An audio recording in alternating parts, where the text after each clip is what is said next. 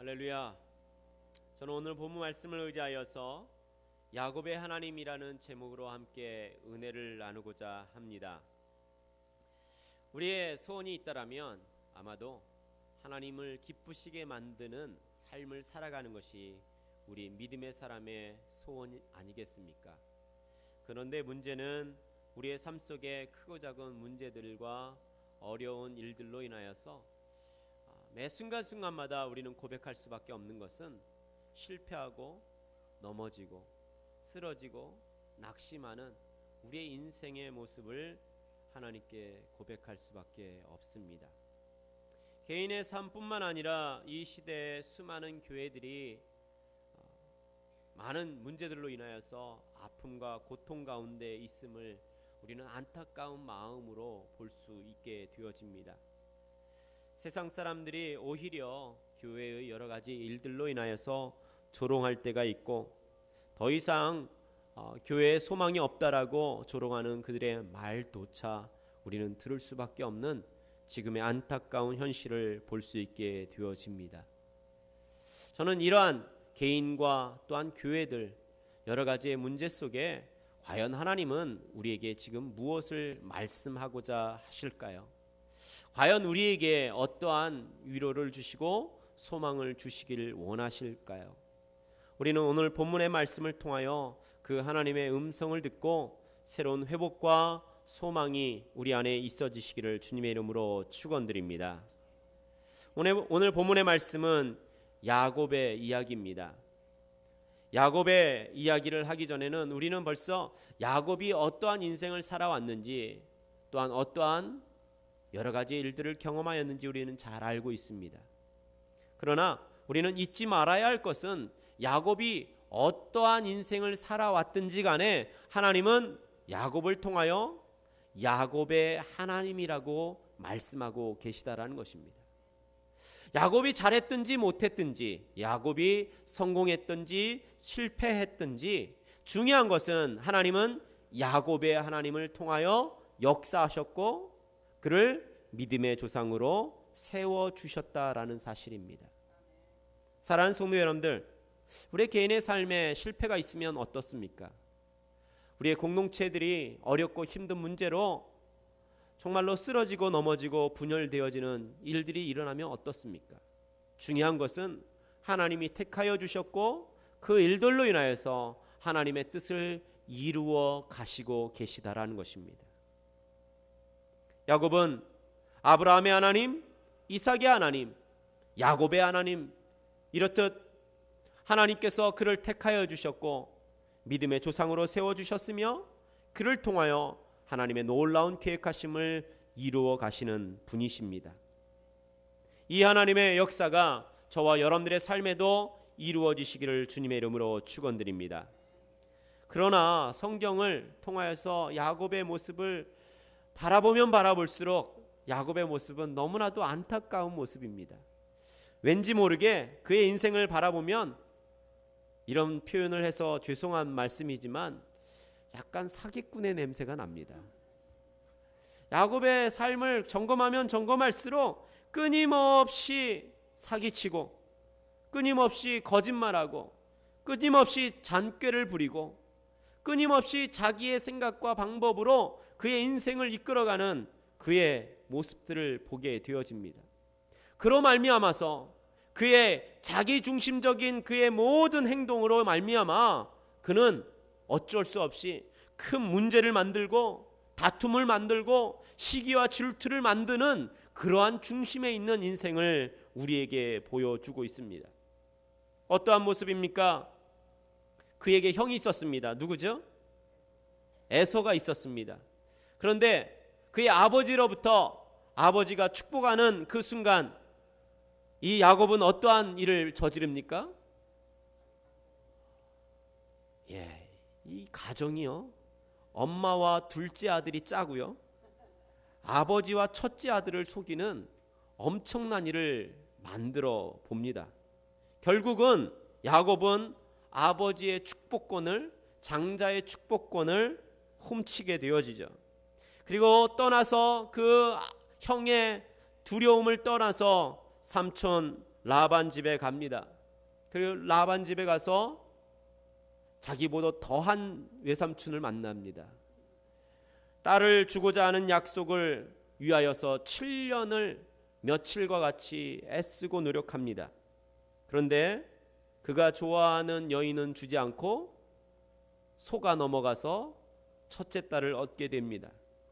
레아를 얻은 그는 다시 7년을 노력하여서 라헬을 얻습니다. 그리고 그는 그 두 여인뿐만 아니라 그 아내의 몸종과 함께 11명의 아들을 낳고 그 속에서 모든 일들이 살벌한 가정을 만들어가고 있음을 볼 수 있습니다. 사랑하는 성도 여러분들, 이러한 야곱을 하나님이 어떻게 하셨다고요? 택하여 주셨고 포기하지 않으셨고 그를 하나님의 믿음의 자손으로, 믿음의 조상으로 만들어 주시는 하나님의 능력의 손길이 있음을 우리는 발견할 수 있게 되어집니다. 할렐루야. 우리가 아무리 힘들고 어려운 삶을 살지라도, 실패를 경험할지라도 야곱의 인생을 바라보며 우리는 소망을 찾길 원합니다. 야곱을 만져주신 하나님을 만나길 원합니다. 그 하나님을 체험하여 새로운 인생으로 나아가길 원합니다.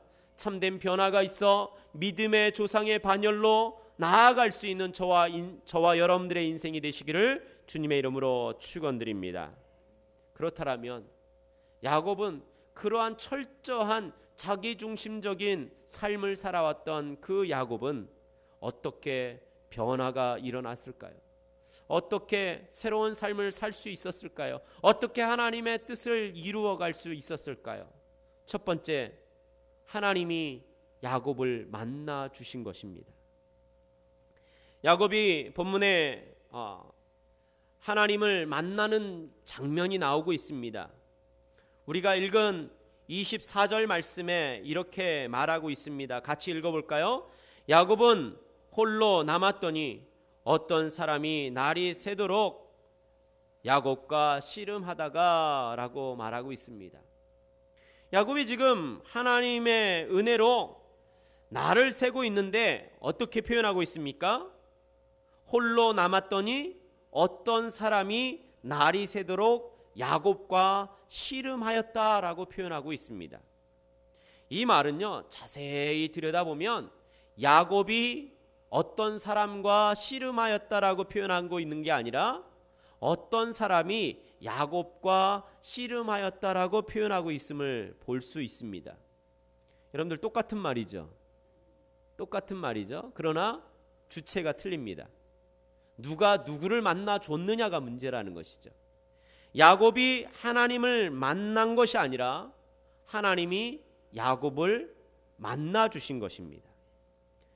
야곱이 하나님과 씨름한 사건이 아니라 하나님께서 야곱을 만나 주셔서 그와 씨름하여 주신 것입니다. 장인 그리고 외삼촌이었던 라반 집에서 20년 동안 열심히 일하여서 이제 두 아내와 11명의 자녀를 두고 고향 땅으로 돌아가는 일에 큰 근심이 생겼습니다. 어떤 근심입니까? 그의 형이 자기를 만나고자 찾아오고 있다라는 것입니다. 고향으로 하나님께서 돌아가라고 명령하셨기 때문에 그 명령에 순종하여 나아가고 있는데 그 마음에 잊고 있었던 두려움이 찾아왔습니다. 내가 옛날에 20년 전에 형을 속여서 축복을 받았는데 그 형이 나를 찾아오고 있다라는 것입니다. 창세기 32장 9절 말씀 우리가 읽지 아니하였지만 그 말씀 함께 읽어보겠습니다. 야곱이 또 이르되 내 조부 아브라함의 하나님 내 아버지 이삭의 하나님 야훼여 주께서 전에 내게 명하시기를 내 고향 내 족속에게로 돌아가라 내가 내게 은혜를 베풀리라 하셨나이다. 아멘. 지금 그 마음에 두려움이 있어서 하나님께 이렇게 말합니다. 하나님께서 내게 명령하시기를 내 고향 내 족속에게로 돌아가라 명령하셨는데 이게 웬 말입니까? 나의 형이 나를 맞으러 오는데 그냥 오는 것이 아니라 400명을 거느리고 나를 만나고자 달려오고 있습니다. 하나님, 나에게 명령하신 그 명령을 기억하셔서 나를 불쌍히 여겨주시고 나에게 은혜를 베풀어 주시옵소서. 그러한 한탄이 있는 고백입니다.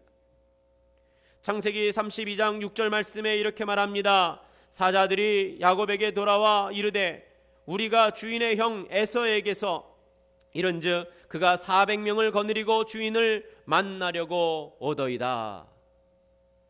지금 형이 자기를 만나는데 홀로 오는 게 아니라 400명을 데려오고 있습니다. 그 마음에 그 소식을 들을 때 근심하고 걱정하고 덜컥 겁이 나왔습니다. 형이 정말 나를 아직도 용서하지 못하고 나를 죽이고자 400명의 용사를 데리고 나를 치려 하는구나 라는 두려움이 앞섰다라는 것입니다. 하나님의 약속이 있어서 그 말씀에 순종하여 고향 땅으로 가고 있는 여정임에도 불구하고 그 하나님의 인도하심보다도 눈에 보이는 문제가 너무나도 크게 다가온 것입니다. 하나님의 언약의 약속의 말씀이 있었음에도 불구하고 그 눈앞에 보이는 형의 두려운 마음이 자기를 사로잡은 것입니다. 사랑하는 성도 여러분들, 그러나 그 속에 하나님은 야곱을 만나 주시고 계십니다. 저와 여러분들의 삶에도 역시 문제나 어려움으로 인하여서 두려움이 있고 우리 마음에 정말로 안타까운 마음이 생길 때 우리는 주저앉고 싶습니다. 돌아가려고 합니다. 포기하려고 합니다. 그러나 잊지 마십시오. 하나님은 야곱을 만나 주신 것처럼 저와 여러분들을 만나 주시기를 원하시고 계십니다. 24절 말씀에 이렇게 말합니다. 야곱은 홀로 남았더니 어떤 사람이 날이 새도록 야곱과 씨름하였다. 지금 야곱은 홀로 남았습니다. 그런데요, 이 홀로 남은 과정도 너무나도 웃깁니다. 형이 400명과 함께 온다라는 소식을 듣고는 약복강가에 와서 그 위기를 모면하고자 자기 꾀를 냅니다. 어떻게 꾀를 내죠? 형을 어떻게 하면 화난 마음을 사그라들게 만들까? 그 화나서 나를 죽이고자 하는 그 마음을 어떻게 돌려놓을 수 있을까? 자기 방법을 취합니다. 무슨 방법입니까? 우리가 읽지 아니하였지만 우리가 읽은 앞에 있는 말씀에 이렇게 취하고 있습니다. 자기의 재산을 두 때로 나눕니다. 한 번만 형에게 아부하면 안 될 것 같아서 자기가 가지고 있는 소유를 두 때로 나누어 가지고 먼저 절반을 형에게 줍니다. 이것이 무엇이냐고 묻는다라면 당신의 동생 야곱이 당신을 위해서 준비한 예물입니다. 그 속에는 무슨 마음이 있습니까? 이거 먹고 떨어져라. 이거 줄 테니까 나를 용서해달라 하는 마음이 있었습니다. 그래서 그것도 불안하니까 나머지 또 반을 또 시간차로 보냅니다. 아직 화가 덜 풀렸을까봐 그 절반을 주면서 이건 또 뭐냐 물어보면 이것도 역시 당신의 동생이 당신을 위해서 준비한 뇌물입니다. 용서해 주십시오 하는 마음을 갖고 두 때를 시간차로 해서 보내줍니다. 그래서 가만히 저녁 때가 됐는데 그 마음에 아직도 불안한 거예요. 그래서 어떻게 했는지 아십니까? 자기의 사랑하는 두 아내와 또 그 여종 둘과 또 11명의 아들들을 배 태워 보내면서 이렇게 말합니다. 너희들 먼저 가서 나의 형을 만나봐라. 여러분들, 자기의 소유를 다 주고 자기의 가족도 다 팔아먹고 지금 홀로 남았습니다. 그런데도 그 마음에 두려움이 사라지지 않는 것입니다. 여러분들, 그의 마음을 좀 헤아려 보십시오. 자기의 방법대로, 자기의 마음대로, 자기의 경험대로 수단과 방법을 다 가리지 않고 해볼 건 다 해봤는데 아직도 답을 모르겠다라는 것이에요. 문제를 해결해 보고자 열심히 노력해 보았지만 오히려 그 문제가 더 크게 자기의 마음을 사로잡는 것 같습니다. 마치 주머니 속에 이어폰을 넣어놨는데요, 그 이어폰을 꺼내 보니까 그 줄이 엉켜버렸습니다. 그래서 그걸 풀려고 노력하는데 풀려고 하면 더 꼬이는 것 같이 풀려지지가 않는 마음이 생기는 것입니다. 사랑하는 성도 여러분들, 이것을 통하여 야곱은 무엇을 느꼈을까요? 나는 아무것도 할 수 없구나. 나의 절대적인 무능함을 하나님의 은혜 가운데 발견하게 되어진 것입니다. 그것을 이렇게 표현하고 있는 것이죠. 야곱이 홀로 남았더니. 그 단어에 그 마음이 담겨져 있는 것입니다. 다 해볼 대로 다 해보았습니다. 노력해 보았습니다. 최선을 다해서 모든 것을 해결해 보자 뛰어보았습니다. 그러나 그 모든 것이 헛된 것이고 자기의 마음에 두려움이 사라지지 않고 어떻게 할지 몰라 방황하는 인생, 야곱은 고백하고 있습니다. 그때 하나님이 그를 만나 주신 것입니다.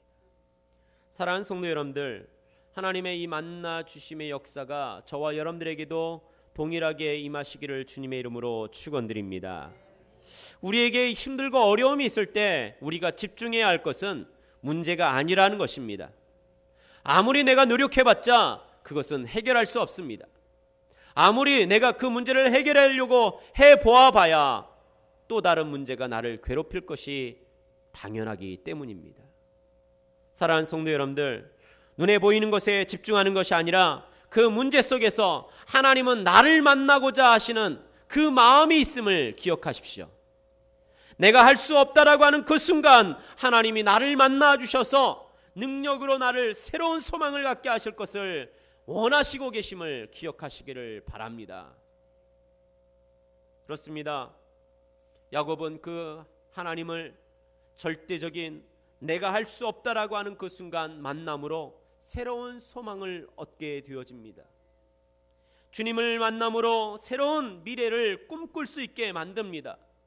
내가 만난 하나님, 나를 축복해 주십시오. 그러면 내 앞에 있는 모든 미래의 문제가 변화되게 될 줄 믿습니다. 그의 고백이 달라진 것입니다. 25절 말씀 함께 읽어보겠습니다. 자기가 야곱을 이기지 못함을 보고 그가 야곱의 허벅지 관절을 치매 야곱의 허벅지 관절이 그 사람과 씨름할 때에 어긋났더라. 아멘. 심지어 그가 하나님을 만나서 하나님 나를 축복해 주십시오. 하나님 나의 문제를 해결해 주십시오. 라고 고백하는 순간 그는 하나님께서 그의 관절을 치심으로 더 이상 서 있을 수 없을 정도로 쓰러지게 만듭니다. 철저한 자기 무능을 경험하게 되어지는데 그 속에서 하나님을 만나 새로운 소망으로 변화되어지는 역사가 나타나게 되어지는 것입니다. 사랑하는 성도 여러분들, 그 하나님 우리 모두가 만나시기를 주님의 이름으로 축원드립니다. 그렇다면 그 만난 하나님께 우리는 어떠한 의지를 가져야 할까요? 어떠한 태도를 가져야 할까요? 어떠한 고백으로 하나님께 나아가야 할까요? 두 번째, 하나님을 의지하는 삶을 살아야 합니다.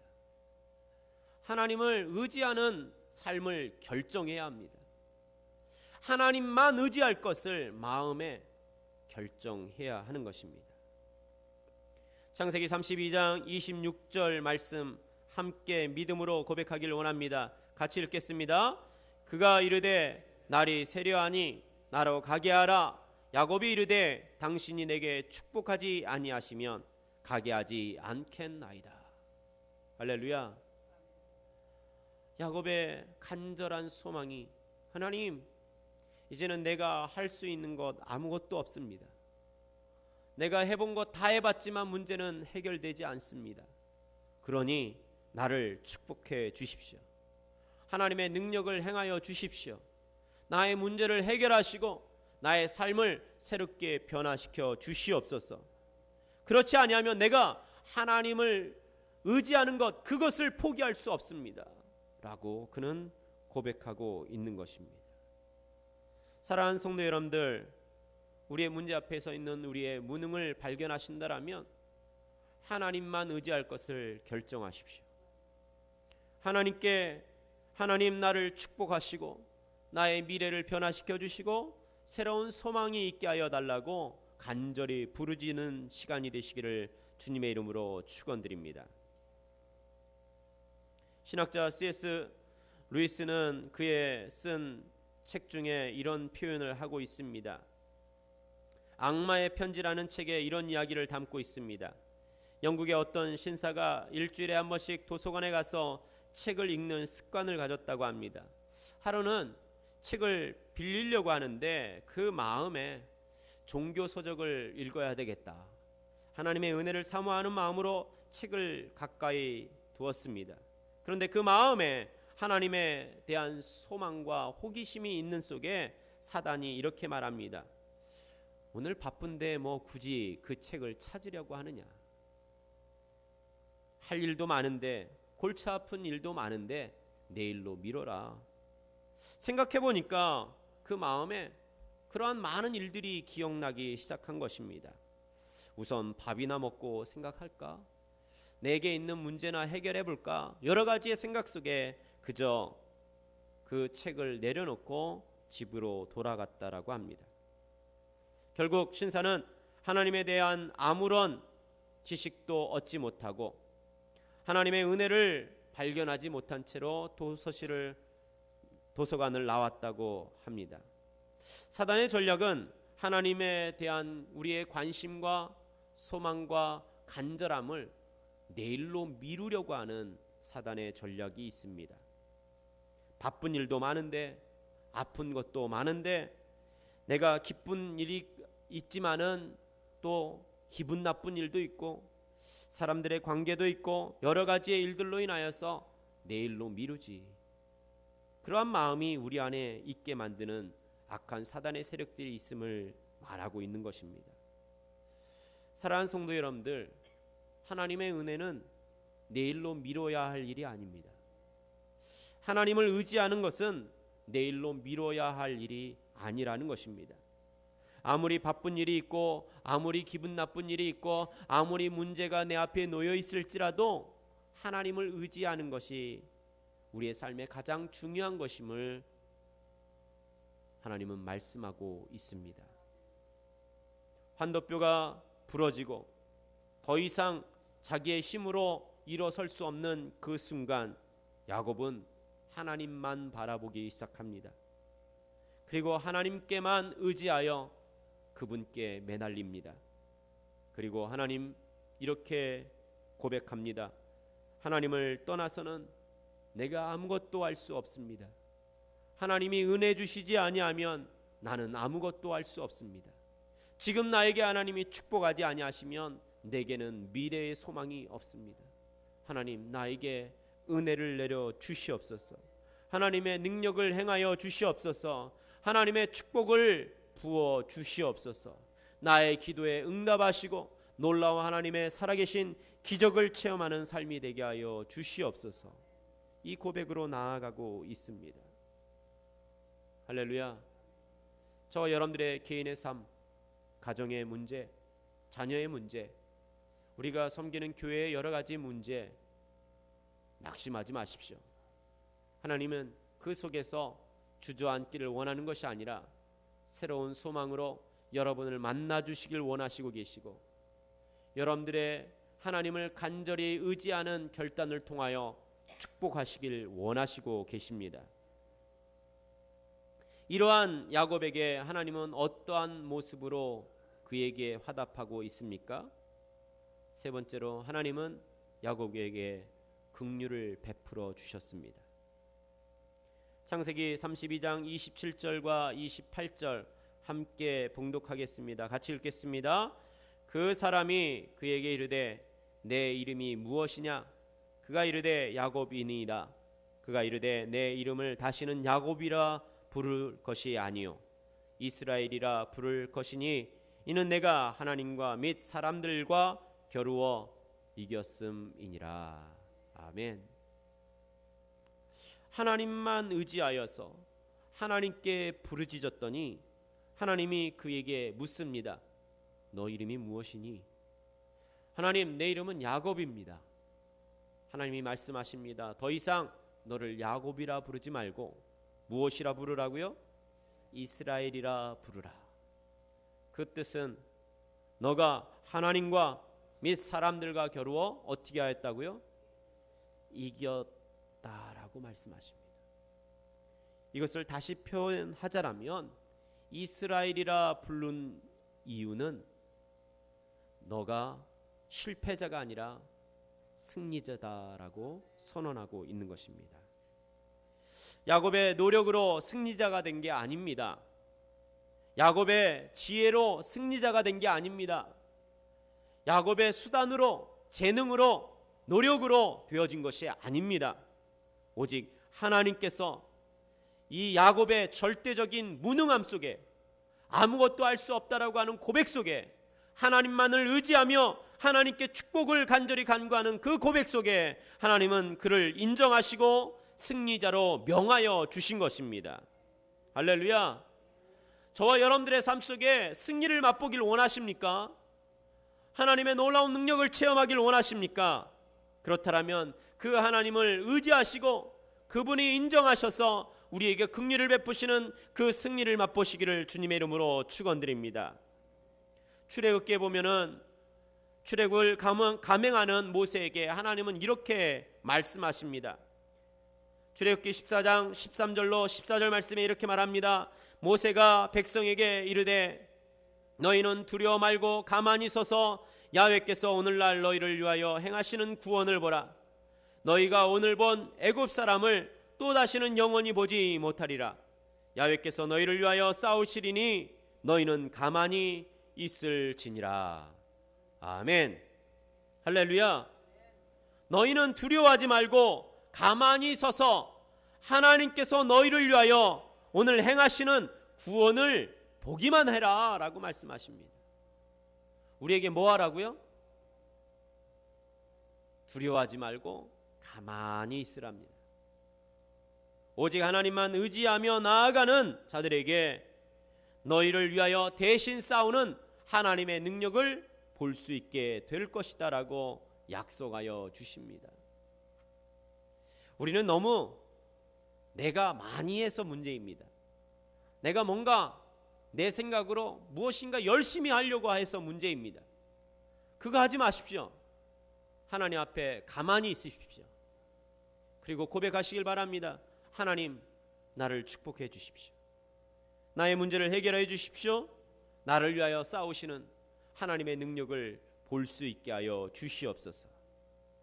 그러면 하나님이 우리의 고백을 통하여 긍휼을 베풀어 주실 것입니다. 마가복음 10장 27절 말씀에 주님은 우리에게 이렇게 말씀하고 있습니다. 예수께서 저희를 보시며 가라사대 사람으로는 할 수 없으되 하나님으로는 그렇지 아니하니 하나님으로서는 다 하실 수 있느니라. 할렐루야. 아멘. 사람으로는 할 수 없습니다. 이 결론을 빨리 우리는 내려야 합니다. 사람으로는 할 수 없습니다. 사람으로는 할 수 없습니다. 그러나 하나님으로서는 모든 것을 다 하실 수 있습니다. 이 영적 신앙의 고백이 저와 여러분들의 삶 속에 있어질 때 하나님의 능력을 체험할 수 있게 될 줄 믿습니다.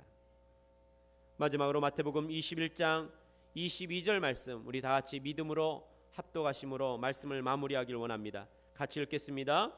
너희가 기도할 때 무엇이든지 믿고 구하는 것은 다 받으리라 하시니라. 아멘. 할렐루야. 이 약속의 말씀이 우리에게 있습니다. 믿음으로 무엇이든지 하나님께 기도하면 하나님이 그것을 들어주시고 응답하시고 해결하시고 치료하게 될 줄 믿습니다. 별로 믿지 않으시나 보네요. 이럴 때 믿음의 아멘이 있어야 되는데요. 제가 여기에 딱 쳐놨습니다. 아멘이 나오는 포인트. 제 생각과는 다르네요. 다시 한번 해야 되겠네요. 우리가 구하는 것마다 하나님께서 응답하여 주실 줄 믿습니다. 아멘. 할렐루야. 그렇습니다. 우리의 삶 속에 하나님의 약속이 분명히 있습니다. 구하는 것마다 응답하시고, 구하는 것마다 하나님의 치료가 나타나고, 구하는 것마다 하나님의 기적을 맛보게 될 줄 믿습니다. 이 야곱이 경험한 놀라운 역사처럼 그가 구원하시고 믿음의 장성한 분량에 이르기까지 그를 인도하시며, 그가 만들어 놓은 모든 문제들이 합력하여 하나님의 선을 이루게 하시는 역사를 그는 죽으면서 볼 수 있었습니다. 사랑하는 성도 여러분들, 저와 여러분들의 삶을 통하여 그러한 새로운 일들이 일어나시기를 주님의 이름으로 축원드립니다. 우리가 읽지 아니하였지만 이 31절 말씀에 우리에게 이렇게 말합니다. 그가 분이엘을 지날 때 해가 돋았고 그의 허벅다리로 말미암아 절었더라. 여러분들, 이 말씀에 새 하늘에 해가 떠오고 있는 모습을 야곱이 보고 있음을 볼 수 있습니다. 이 말은 무엇입니까? 밝은 새 아침이 밝아오는 것입니다. 그 마음에 두려움과 겁을 만들게 만드는, 염려를 만드는 어두움이 사라지고 이제는 새로운 소망이 열리는 새 아침이 밝아오고 있는 새날을 맞이하는 야곱의 모습을 보게 됩니다. 비록 그가 절고 있지만, 똑바로 걸을 수 없지만 그는 그것을 통하여 살아계신 하나님의 능력을 경험하였고, 새로운 소망이 있었고 새로운 아침을 맞이하는 새로운 인생이 되어졌습니다. 이제는 저와 여러분들의 차례입니다. 무엇으로 살기를 원하십니까? 야곱처럼 자기의 생각과 방법으로 열심히 노력해 보시길 원하십니까? 아니면 나를 만나 주시는 하나님을 만나서 새로운 소망을 갖기를 원하시고 계십니까? 하나님을 의지하십시오. 그분은 여러분을 하나님의 능력으로 붙잡아 주시고 기적을 허락하여 주실 것입니다. 여러분들을 통하여 믿음의 조상의 반열로 올려주시길 원하시고 계십니다. 여러분의 삶을 통하여 하나님의 영광이 나타나게 만들어 주실 것입니다. 여러분들의 믿음을 통하여 하나님을 기쁘시게 만드는 믿음의 삶이 되기를 원하시고 계십니다. 여러분들의 삶을 통하여 기적을 체험하며 지금도 믿지 않는 자들에게 살아계신 하나님을 증거할 수 있는 통로로 삼아 주실 줄 믿습니다. 이러한 하나님이 저와 여러분들과 함께 하시고 새로운 아침을 맞이하는 귀한 삶이 되시기를 주님의 이름으로 축원드립니다. 기도하겠습니다.